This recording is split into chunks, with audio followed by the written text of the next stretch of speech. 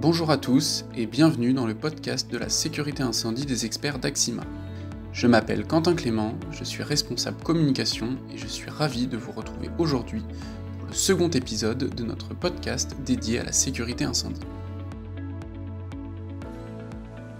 Dans ce nouvel épisode, nous traiterons des problématiques rencontrées lors de l'installation des réseaux sprinklers sur la charpente, et plus particulièrement des risques que cela implique pour la tenue de la charpente des bâtiments. Y a-t-il un véritable risque à faire supporter le poids des réseaux sprinklers que l'on peut considérer comme négligeables sur la toiture d'un bâtiment ? Quels sont les vrais enjeux pour les donneurs d'ordre ? Comment s'assurer que la charpente répond aux normes en vigueur et que l'on peut s'y accrocher sans risque ? Et si ce n'est pas le cas, quelles sont les alternatives pour renforcer une charpente en surcharge ? Je vous propose de découvrir tout de suite les réponses à ces différentes questions grâce à nos deux invités du jour. Le podcast de la sécurité incendie, c'est tout de suite. Place à la présentation des experts. Pascal Limonier, responsable développement chez Axima Pôle Incendie, entreprise certifiée spécialiste du sprinklage et des RIA. Christian Hainaut, je suis le responsable du service génie civil structure mécanique chez ERAS Lyon. Donc ERAS, c'est un bureau d'études d'ingénierie et depuis plusieurs années, nous sommes amenés à travailler sur le sprinklage en tant que maître d'œuvre de l'eau procédée à l'intérieur d'un projet industriel ou alors pour des expertises sur des sujets sprinklage autonome. Christian, souvent face à un projet de sprinklage dans l'existant, on s'interroge sur la tenue de la charpente. Quels sont les enjeux pour les donneurs d'ordre comme pour les installateurs ? L'accrochage d'un réseau de sprinklage, c'est la mise en place d'un nouvel équipement sous une toiture. Or, cet ouvrage, la toiture, n'a pas forcément été conçu pour cela. Le risque est donc que, lors d'une potentielle ruine de l'ouvrage ultérieur, les assureurs viennent rechercher en responsabilité le dernier intervenant sur l'ouvrage. Aussi, en tant que sachant, Axima a le devoir de conseil vis-à-vis de son maître d'ouvrage et se doit d'obtenir de ce dernier l'assurance que le bâtiment peut supporter les modifications qui vont être apportées. Il arrive souvent que le maître d'ouvrage dise à l'installateur « allez-y », sans se poser la question. Le maître d'ouvrage reste propriétaire de son ouvrage et donc s'il veut qu'on s'y accroche, on peut s'y accrocher, on va s'y accrocher, mais il faut qu'il nous le dise expressément. Et la notion de conseil d'Axima, c'est de prévenir et de demander si les vérifications ont été faites. En fait, après, le maître d'ouvrage n'est pas obligé de faire ces vérifications, c'est sa responsabilité propre d'autoriser à s'accrocher sur la toiture. Mais la problématique, c'est juste d'être sûr qu'il s'est vraiment posé la question. Merci Christian. Je retiens donc que nous devons, nous, installateurs, demander formellement à nos donneurs d'ordre s'ils ont fait vérifier la charpente. Cependant, au regard du poids de la toiture, charpente comprise, la surcharge en sprinklage est de l'ordre de 10 kg par mètre carré. Pouvez-vous nous expliquer, alors que c'est assez contre-intuitif, en quoi cette surcharge légère, 10 kg par mètre carré, peut mettre en péril la tenue de la toiture ? Alors en fait, l'objectif premier d'une toiture, c'est de protéger contre les intempéries.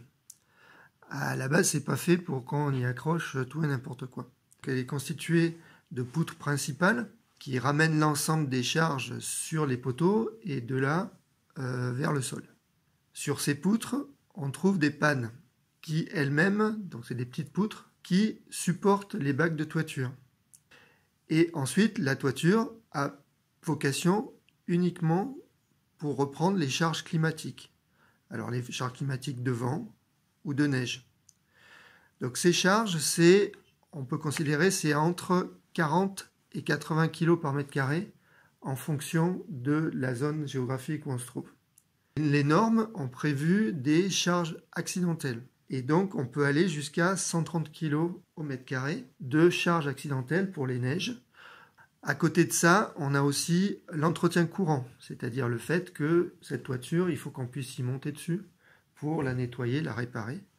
Ça, c'est aussi une charge de l'ordre de 100 kg au mètre carré, qui n'est pas cumulable avec la neige, parce qu'on ne va pas en même temps, on ne va pas nettoyer le toit le jour où il y a de la neige. Cette toiture, donc ça, c'est sa charge de base. Elle a son poids propre, qui est à peu près de 35 kg. Donc une toiture de base, qui n'a jamais été calculée pour rien d'autre, elle est censée être dimensionnée pour prendre entre 150 et 200 kg voilà, au mètre carré. C'est à peu près le genre de charge qu'on doit prendre sur une toiture. Et cette charge, elle est redescendue par l'intermédiaire des pannes et des poutres jusqu'au sol. Alors éventuellement, sur des ouvrages industriels, la toiture a pu être calculée pour reprendre aussi des équipements. Par exemple des CTA ou d'autres équipements qui sont posés sur la toiture. Généralement, ces charges, ce sont des charges ponctuelles qui peuvent être très importantes et qui sont ponctuelles. Et la toiture dessous, toutes les pannes et les poutres sont calculées pour récupérer cette charge et la redescendre vers le sol. En même temps que ces charges d'équipement, on a aussi les charges de maintenance de ces équipements. Et on peut aussi prévoir dans le dimensionnement d'origine des équipements suspendus. Dans ces équipements suspendus, c'est là qu'il y aura le sprinklage. La problématique qu'on a, c'est que dans certains projets industriels, le bâtiment évolue, il change de propriétaire. Il n'avait pas été construit pour l'industriel qui est en place aujourd'hui, l'industriel ou l'occupant qui est en place aujourd'hui. Ce dernier, lui, il a installé des choses, il a suspendu sans vérification. Donc, en effet, au regard des marges de calcul et des tolérances, les 10 kg de sprinklage qu'on va rajouter peuvent paraître faibles. Mais nous avons le devoir de vérifier à l'aune de la vie de l'ouvrage depuis sa construction si on a toujours cette marge. Parce que le jour où on aura une tempête de neige et où la toiture va être chargée à sa valeur maximale, à ce moment-là, on risque de déplacer toutes les marges qui avaient été prises 10, 20, 30 ou 40 ans avant, au moment de la construction. Moi, je sais que quand on vérifie, souvent la charpente n'est pas assez dimensionnée et il faut la renforcer. Ceci étant, je n'ai pas d'exemple où il y a eu un sinistre suite à ça, mais je sais que les assureurs souvent le demandent, donc je suppose que de leur côté, ils ont eu ça. Merci Christian. Donc si je synthétise, une toiture est là au travers des pannes qui sont plus légères et des poutres qui sont plus massives pour redescendre au sol, la charge qui est constituée par le poids de la toiture, le poids d'un épisode neigeux de référence avec une marge plus ou moins importante de sécurité et tous les équipements qui sont suspendus. Et que dans les sites existants, l'évolution des process, avec l'augmentation des charges suspendues en toiture, qui est régulière vu les évolutions techniques, peut emmener des contraintes, en particulier des contraintes ponctuelles très lourdes, si par exemple on accroche un CTA, où la charge sera plus localisée qu'une gaine de CVC. Donc il y a un vrai enjeu sur ce sujet-là. Une question supplémentaire, quelle procédure mettez-vous en œuvre pour cette vérification ? Alors, cas idéal, le bonheur, c'est d'avoir les plans d'exécution et les notes de calcul d'origine. À ce moment-là, on va reprendre cette note en la refaisant, en y injectant les charges qu'on constate, les charges réelles constatées. Et on va y intégrer les charges du projet, des charges des collecteurs et les charges des antennes, ou des charges, comme vous dites, des fois des gaines et des CTA, tout ce qui va être dans le nouveau projet. On va donc réintégrer les nouvelles charges dans la note de calcul et on refait le calcul jusqu'au bout. Et quand on a une note de calcul d'origine, on a le droit de refaire les calculs avec les normes d'origine en plus. Après, le deuxième cas, qui est le plus courant d'ailleurs, sur les vieux bâtiments, c'est que nous n'avons pas les données d'origine. Alors, il nous faut faire un relevé de l'existant. Alors aujourd'hui, depuis quelques années, on fait beaucoup de scans 3D. Mais nous, on est obligé, par rapport au scan 3D qui va être fait pour le projet et pour le process, on est obligé de faire quand même de venir faire quelques mesures très ponctuelles sur site, parce que le scan souvent ne voit pas l'intervalle qui est entre la poutre et la toiture. Donc une fois qu'on a ce relevé, on remodélise la charpente ou quelques portiques. Si la charpente est vraiment très répétitive, on se concentre sur quelques portiques, les portiques les plus chargés, qui seront les plus pénalisants. Et ensuite, sur ce modèle, on charge le modèle avec les charges climatiques, les charges d'équipement connues, existantes, et les futures charges. Donc là, que ce soit le premier cas ou le deuxième cas, on a refait une note de calcul. Alors, à la fin de cette note de calcul, soit la charpente est conforme et nous on s'arrête là, on vous dit ok, vous pouvez faire vos travaux sous réserve de respecter les données que vous avez données à l'entrée. Soit elle n'est pas conforme et alors il faut prévoir des mesures compensatoires. À noter que dans ce cas, il peut être intéressant de refaire une note de calcul intermédiaire qui est la note de calcul du bâtiment sans le projet de sprinklage, pour montrer au maître d'ouvrage que son bâtiment n'est d'ores et déjà pas conforme. Souvent, les maîtres d'ouvrage, ça fait un bâtiment ils sont là depuis 10 ans, il n'a jamais bougé, et on ne voit pas, ils se disent ouais, ça tient, c'est dur. Et en fait, ils ont déjà un bâtiment qui n'est pas conforme. Donc ça, c'est un autre devoir de conseil, mais qui est le nôtre à nous, qui n'est pas celui d'Axima, qui est de dire attention, votre bâtiment, dès aujourd'hui, il n'est pas conforme. Ça arrive souvent. Donc en effet, quand le bâtiment n'est pas conforme de base, s'il y a un événement climatique exceptionnel, il peut y avoir ruine, et la mise en place du sprinklage va augmenter le risque, puisque comme on va augmenter la charge, la ruine pourra intervenir avant l'événement exceptionnel. Il faut aussi se poser la question des fondations. Donc les fondations, elles ont des tolérances de l'ordre de 10%. Comme on a vu au début, le sprinklage en tant que tel, ça ramène une charge de 10 kg par mètre carré. La charge théorique sur une toiture est de l'ordre de entre 150 et 200 kg. Donc ce qui veut dire qu'un projet de sprinklage ramène moins de 10% de charge sur l'ensemble du bâtiment. Donc on considère en général qu'un projet de sprinklage n'a pas d'impact sur les fondations, parce que les fondations ont des marges supérieures à la charge que ramène un projet de sprinklage. Ceci étant, cela n'est valable que si le bâtiment à la base est conforme. Si le bâtiment n'est pas conforme de base, on peut considérer que la nouvelle note de calcul met en péril les fondations. Mais ce n'est pas lié au sprinklage. En général, le projet de sprinklage est neutre pour les fondations. Bon, voilà un point qui est rassurant sur les fondations. Ouf! Par contre, sur la toiture, j'ai bien compris qu'il y avait un vrai risque. Si la toiture ne permet pas dans sa conception d'accepter la surcharge du sprinklage, quelles sont les solutions qui peuvent être envisagées ?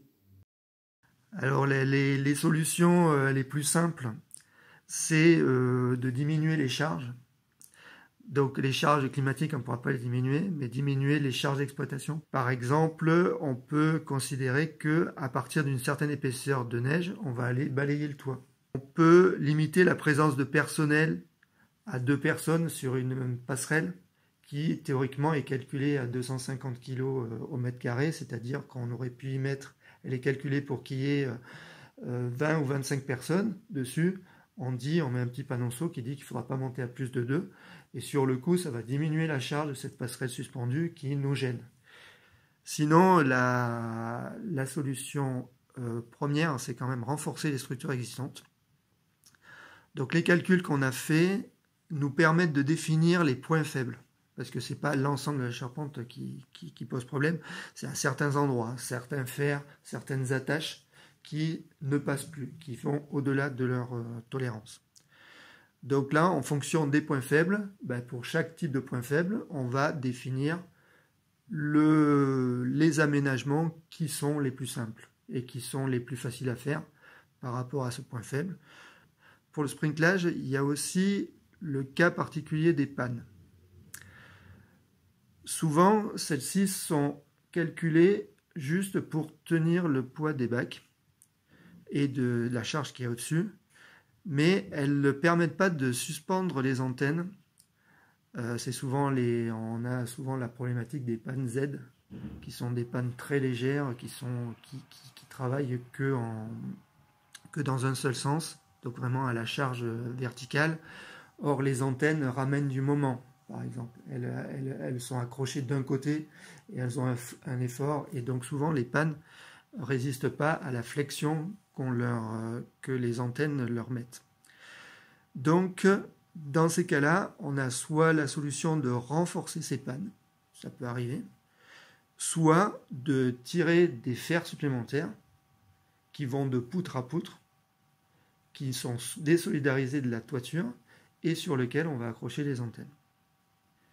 Et puis, dans les cas vraiment extrêmes, on peut recréer une charpente support, mais qui est reposée au sol, avec de nouveau des poteaux. Je vais faire un petit aparté aussi sur les bâtiments béton, parce que là on n'a parlé que des bâtiments métalliques.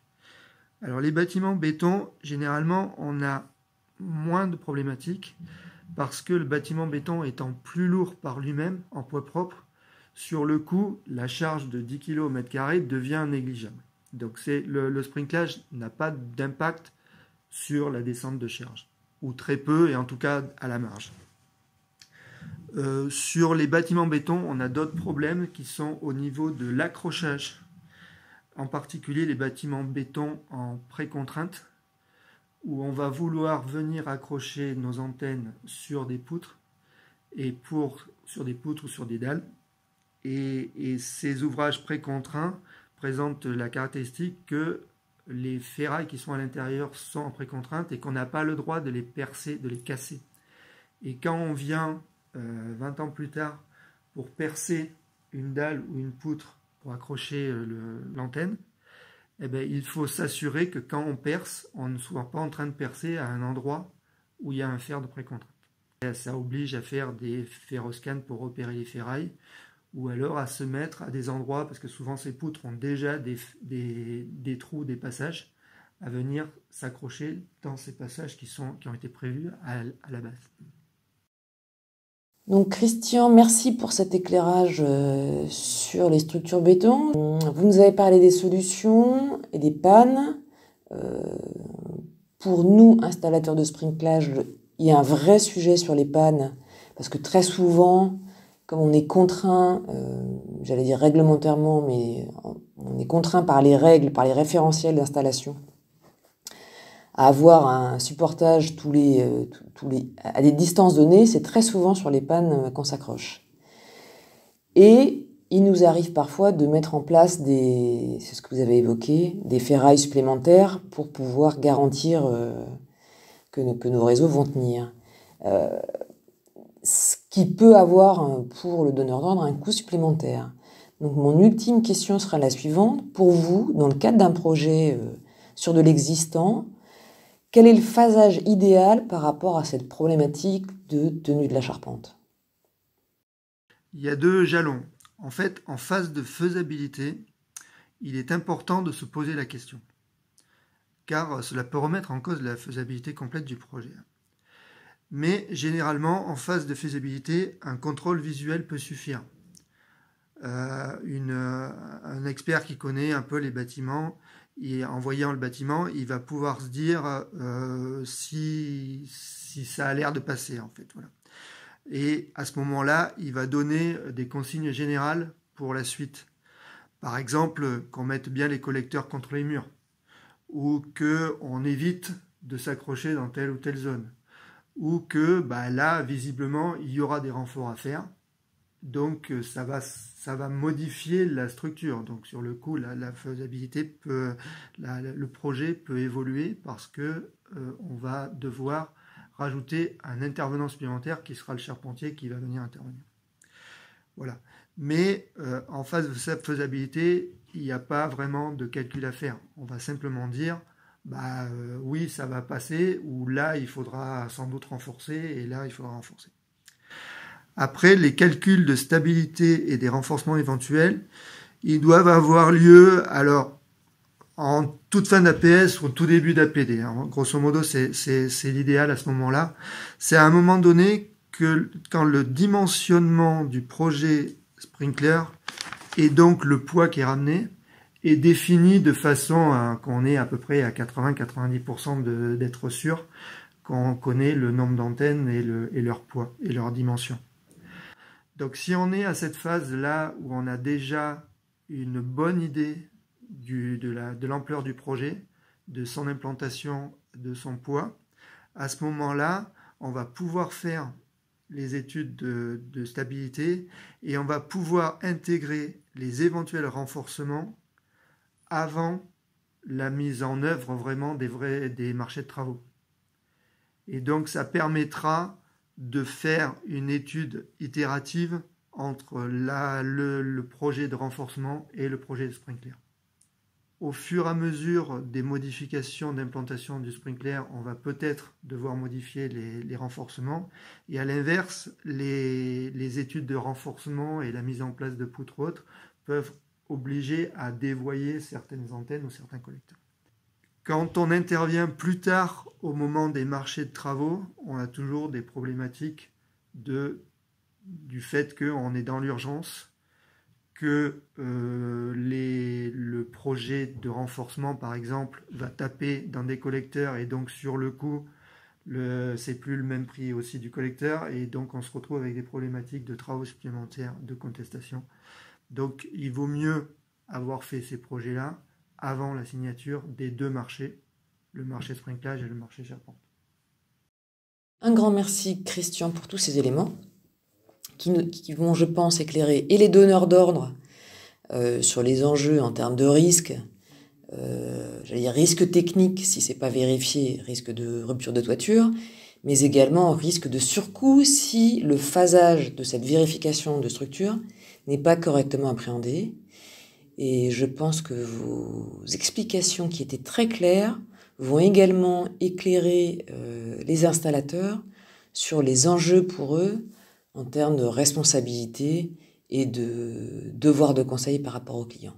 Merci donc de nous avoir partagé votre expertise. Merci Pascal Limonier pour la conduite de cette interview. Merci surtout à Christian Hainaut, responsable du service génie civil structure métallique au sein de la société Eras, pour avoir accepté de répondre à nos questions. Le podcast de la sécurité incendie, c'est désormais terminé. Si vous avez aimé cette intervention, n'hésitez pas à la partager autour de vous. Si vous souhaitez intervenir sur une thématique en particulier, ou si vous souhaitez que nous abordions un sujet spécifique, n'hésitez pas à revenir vers nous. Merci à tous de nous avoir suivis et à très bientôt pour un nouvel épisode avec de nouvelles questions et de nouveaux experts.